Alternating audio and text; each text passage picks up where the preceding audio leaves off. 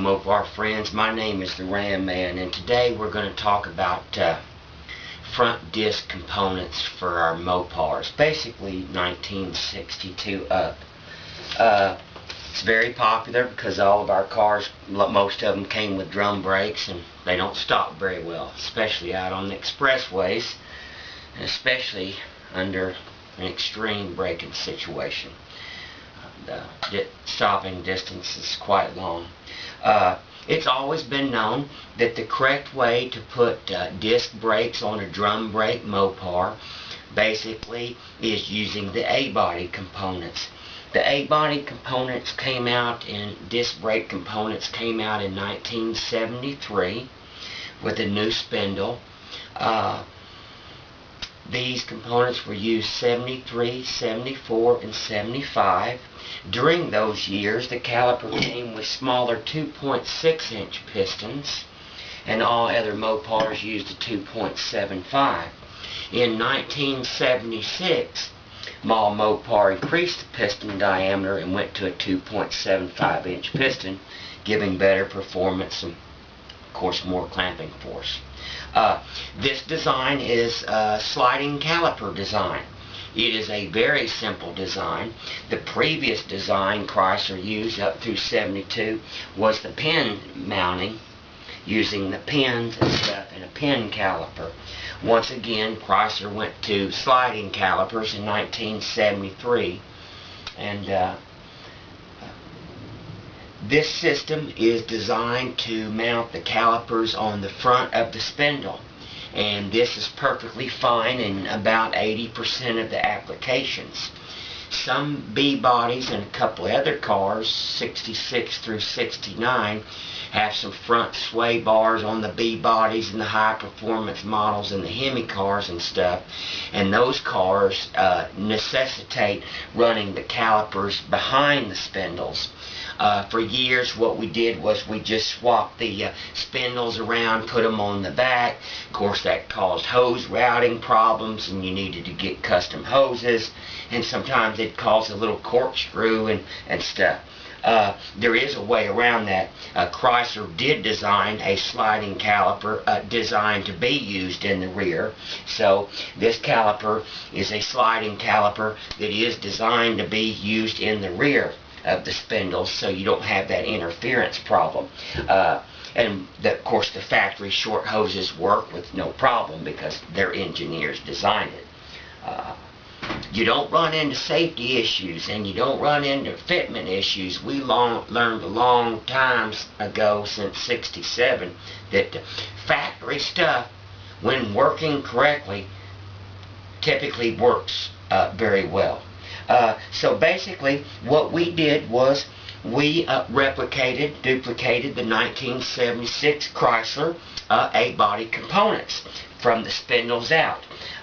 Everything is included. Every single part is included. We have really good directions right here, 2 packets, service manual directions and stuff. Once again, this is Chrysler components. It's in Mickey Mouse of this and Cavalier this and all that stuff, nor is it some cheesy way to bolt disc brakes on a drum brake spindle because you cut some plates in the backyard and mounted something up and all that stuff. Now that may work in certain situations, but I believe that most engineers or people with a lot of common sense and experience would tell you the correct way to put disc brakes on a car is from the spindles out. So our kit once again comes with everything. They run approximately about $500. There's a few upgrades. You can swap and order the large sliding adapters. If you purchase the large sliding adapters with your kit, it's basically about $650. That will allow you the extremely popular and enhanced braking capability of the 11.75-inch rotor. Chrysler went to these bigger rotors in 1976 on most of all their cars. Previous to that, they were 11-inch rotors. Although it doesn't seem like a lot, it's all out here in the circumference, and of course they're half again as heavy. The heavier the rotor is, the more of a heat sink it is, the longer it will go before you have brake fade and typically increased braking performance. So that is easy to do. Once again, if you have fitment issues on your B-body or some weird car, you can opt and get the rear calipers and stuff, mount those up behind the spindles with no problem whatsoever. That runs about $150. That's those two options there. That's about what we've got. That's pretty simplified.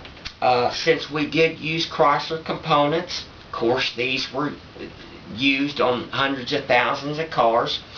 These will allow you to run 14-inch wheel. This disc brake system was designed for 14-inch wheels, so you can run your 14-inch Magnum wheels on your earlier cars or your 500s or your rally wheels, and you don't have any problems with fitment. Once again, it goes back to the same thing. If you're using factory components, all these fitment issues and all that stuff, they just go away. I don't know why the aftermarket insists on hodgepodging this, that, and the other. So once again, it will run 14 or 15-inch wheels, and you can upgrade. If you're running 11.75 rotors, you will have to run 15-inch wheels. Alright, my friends, that's about all we have. I think we covered it pretty well. You may, of course, look us up on the website at theramman.com. It seems to be pretty popular. Or you can give me a call and discuss your specific situation. Once again, let me end up on a final note. Most of our kits, these standard kits, not the custom ones and stuff, they are supplied without the rotors. This baseline kit is supplied without the rotors. So basically it's $500 plus the rotors. And I want to tell you why we do that. There are rotor manufacturers over in China and Taiwan. That's all that they do. And they're large companies, and they're churning these cheapo things out. And they're vendors over there, and they're trying to put these kits together. They're looking for the cheapest rotors. Now, since we're dealing with factory components, you may go to any auto parts store on the planet Earth and get rotors. Once again, 1976 A-body rotors, Duster, Dart, whatever.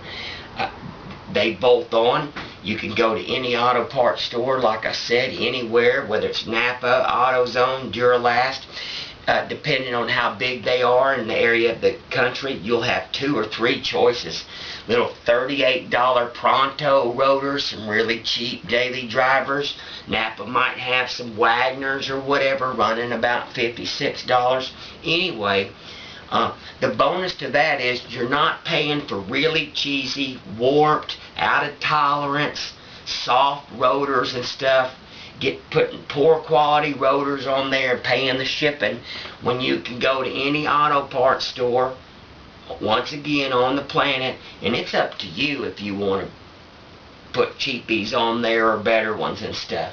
If you would like the rotors supplied, whether it be standard size or drilled and slotted standard size, or upgrade 11.75s drilled and slotted like these beautiful units right here. These things run, I guess they're running about $225 or $245 a pair. But anyway, anything that your heart desires, really, and we are here to help you. We're educators first, Mopar people second, and brake people third. Hope I was able to help you out. Look forward to helping you out with the mission. Alright? Thank you, my friends. Wayne, have a good day. God bless you, and God bless America. Thank you.